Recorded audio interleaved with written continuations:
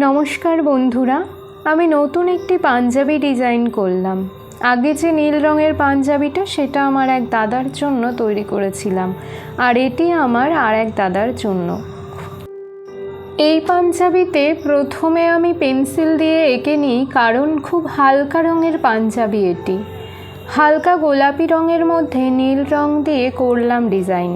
দাদা আমার একধারে শিক্ষক, ভেবেছিলাম শিক্ষক দিবসের দিন দেব দাদাকে এটি, কিন্তু আমার এমনই কপাল, এই রঙের পাঞ্জাবি এবং সাইজ অনুযায়ী পাচ্ছিলাম না। তারপর খুব কনফিডেন্টলি এল সাইজ আনলাম। একটু ভয় ভয় ছিল মনে যে কি হবে, আদৌ হবে কি না দাদার।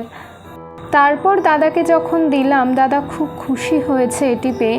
দাদা একবার পরেও দেখলো, তারপর মনে শান্তি পেলাম যে হয়েছে ভেবে। সত্যি দারুণ লাগছিল এটি পরে দাদাকে। এটি ছিল দাদার সারপ্রাইজ। কি বলবে বুঝতে পারছিল না।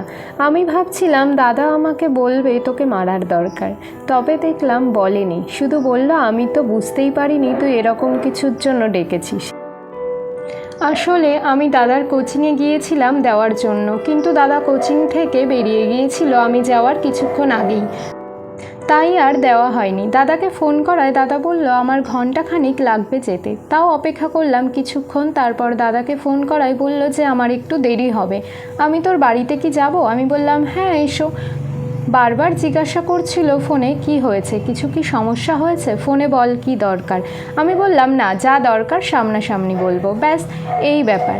তো কেমন হয়েছে জানাবেন, যার জন্য এটি সেই দাদা তো জানিয়েই দিয়েছে। এবার আমাকে আপনারা যারা ভালোবাসেন তারা বলুন দেখি কেমন লাগছে।